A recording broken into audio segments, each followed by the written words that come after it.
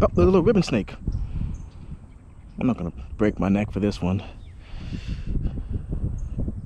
Little ribbon snake. There's another one.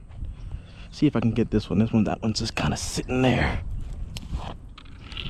There's another little ribbon snake. Oh, got him.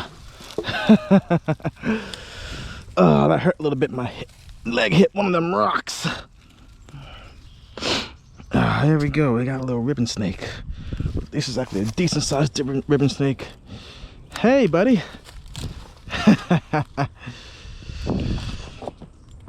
A feisty ribbon snake. You don't get too many of them that'll try to bite. That kind of hurt.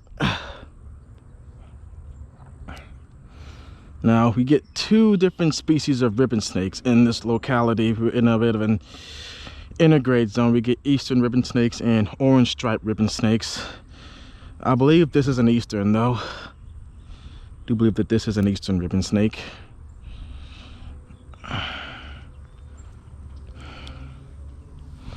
Oh, that kind of hurt. All right, this is an eastern ribbon snake. It's in the same family as garter snakes. You can see they look very similar. Though ribbon snakes, hence the name, tend to be a lot thinner than garter snakes, thinner and lankier than garter snakes.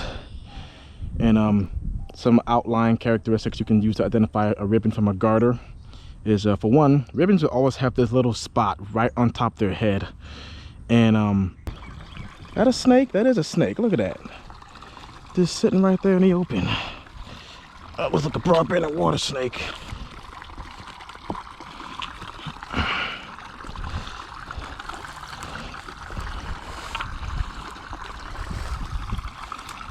What's up there, buddy?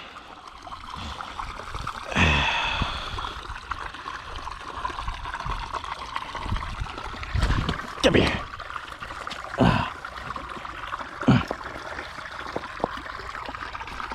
Now that is a little broad-banded water snake.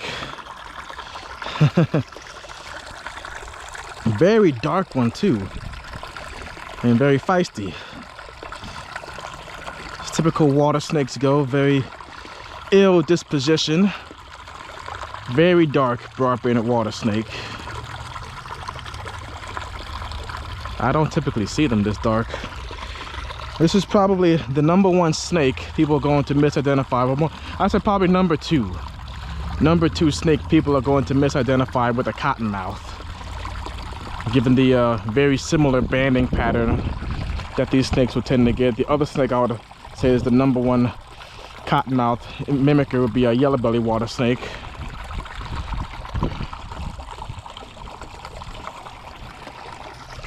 She was probably down there just getting a little drink.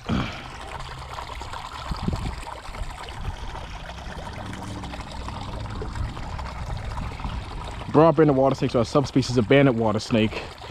So named because of the broad bands that they get. You can't really see it on this individual so well because it's so dark. It is so dark.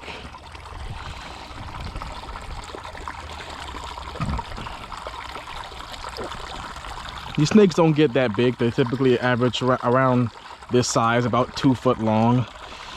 We can get up to 3. The biggest one I've ever seen was about 4 foot. And that's extremely rare, extremely rare. And they're gonna be feeding on the same kind of stuff as diamondback water snakes. Will be eating frogs and fish, though broad-bandeds are probably gonna be eating more frogs.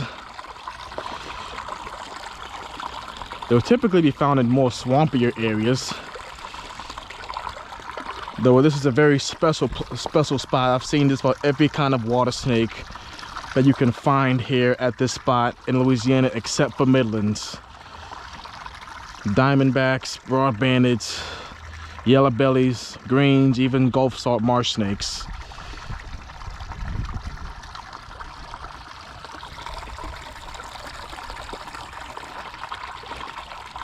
This is just water snake haven here.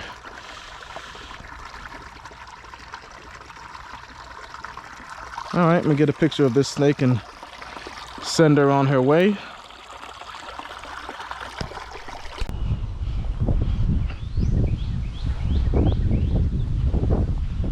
think there's a little snake right there. Looks like a little green water snake.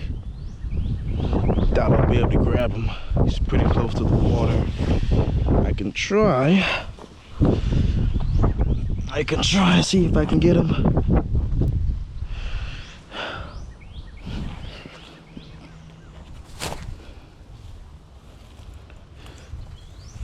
Got a little green water snake on the other side of this bushel of grass.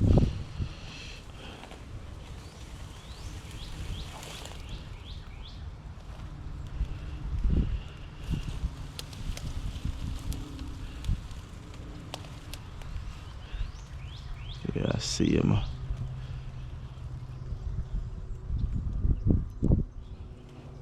I got briars all here.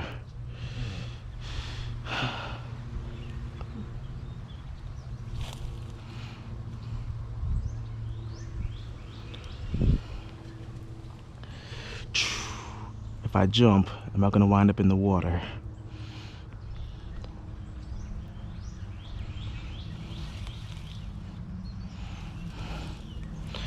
YOLO. Got him. All right. Get out of there. Get out of there. All right, I'll grab you on this end. Get out of there. There. Okay. We have got ourselves a little Mississippi green water snake.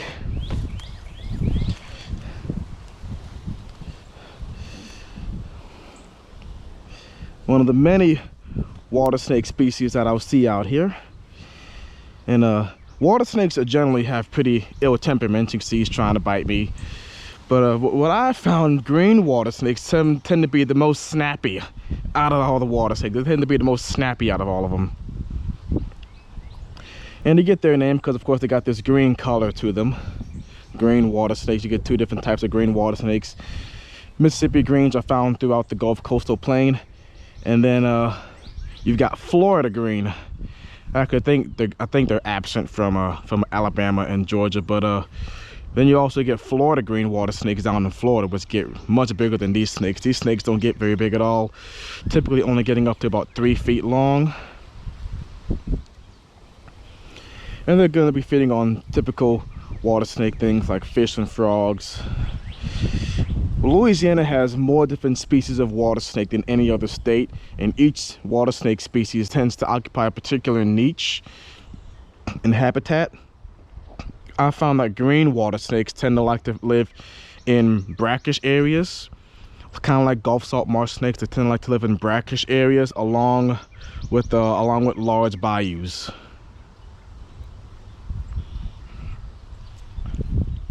This guy is not too bad though. I said that these guys are pretty snappy. This guy's not too bad. Did not think I was going to be able to get him. Normally they would duck right into the water before I could even get close to him. But yeah, he's a little cutie. I'm going to snap a picture of him and get back on the look for Diamondbacks. All right, I'm gonna put him right back where he was. Right there. All right. Get myself back up here.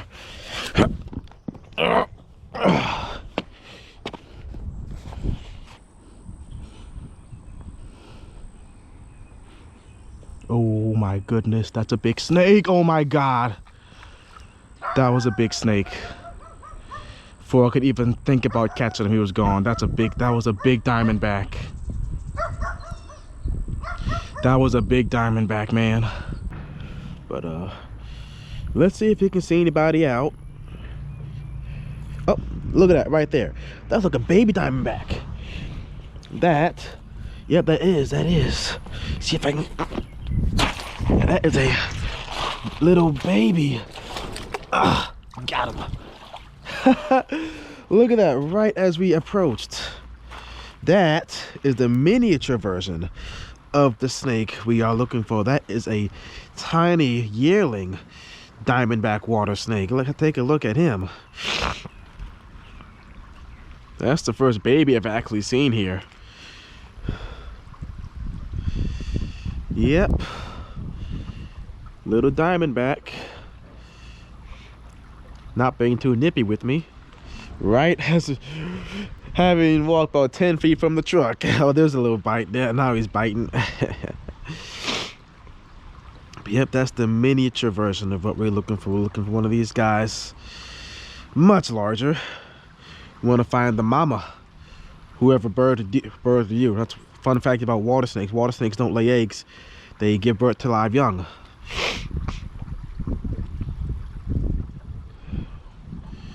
All right, go ahead and snap a picture of this little dude and get on our way. There. Jeez, was that so horrible? All right, there you go. Go catch some mosquito fish. Go catch some mosquito fish. That's probably what he was doing down there.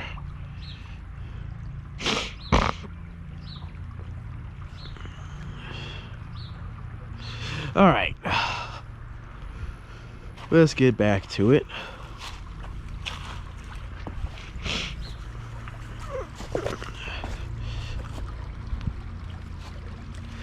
I do gotta say, that's probably the farthest up this canal that I've seen a Diamondback. Normally, oh, but you look at that. I didn't even see Buddy down there. Geez, talk about camouflage. Right after I released that little baby Diamondback, and we've got a broad-banded. We've got a broad-banded water snake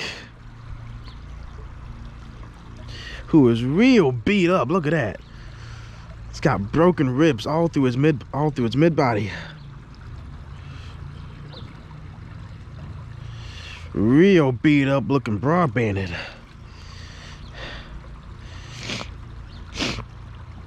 And this is a really cottonmouth looking broad-banded too. It's very dark. And if I wouldn't have expected to not see a cottonmouth here, because normally I don't see cottonmouths here at this time of year. Normally the cottonmouths only come out during the winter time over here to brumate. So I'm very confident in there not being any venomous snakes here during the warmer parts of the year. Because I would have half thought that would have been a cottonmouth, because a water snake typically wouldn't let you get that close before it decides to dart off.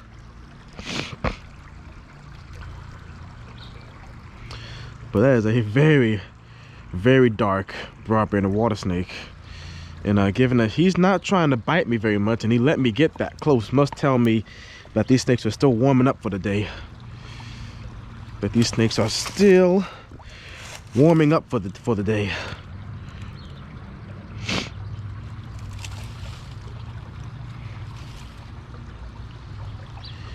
But yeah, he's beat up. All right, well now let's see if we can get a picture of this guy.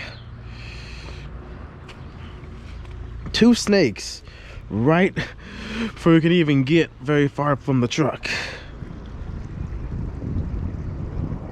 That's good. I'm satisfied with that. All right, buddy. Very dark, broad-banded water snake. We're gonna let him get back to basking. All right, buddy, he can go up under them rocks. Man, talk about camouflage. You know, the world's two biggest snakes. You know, one's longer. Oh, garter snake. Look at that dude right there. We're getting on some snakes. Got a nice size eastern garter snake. Musking me. Stanky. All right, this is a new snake for this series, the eastern garter snake. So a lot of people will get confused about, oh man, there's a bite, about garter snakes. Many people think that the name for this snake is garden snake, but it's actually garter, G-A-R-T-E-R, garter snake. And it's one of the most common snakes you can see, especially down here in Mandeville. Mandeville has a very good population of eastern garter snakes. And actually here in Mandeville, there's this locality of garter snakes get this nice orange stripe going down their back. I call them orange stripe garters. They can be found in pretty much any kind of habitat. I found them in swamps, woodland areas. I've seen them here at this canal a few times. This is quite a pretty one. They're gonna be feeding on things like frogs, fish. They're gonna be hunting along the water's edge, so they're gonna be feeding on mostly semi-aquatic and aquatic prey. They might eat a lizard here and there. Generally small snakes. This is about an average size for an eastern garter.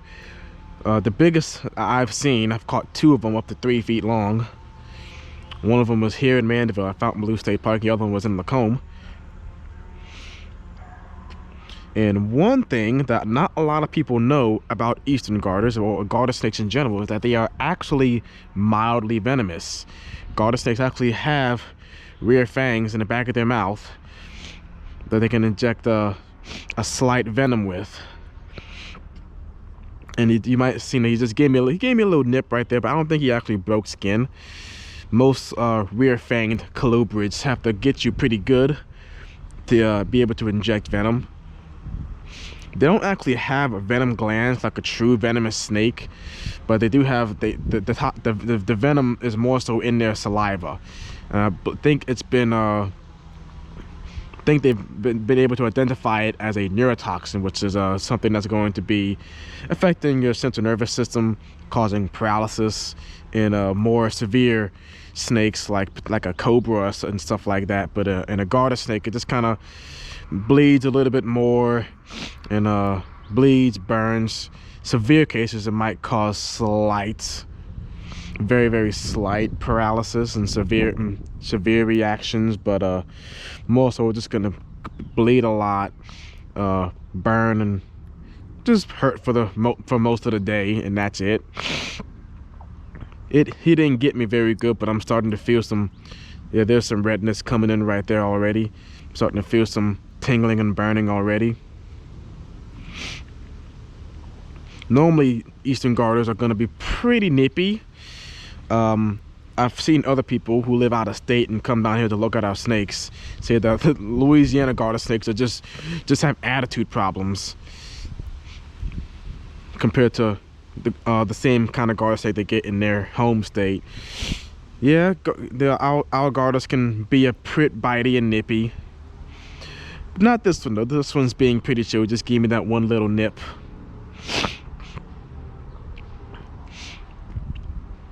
But he's a cool little dude.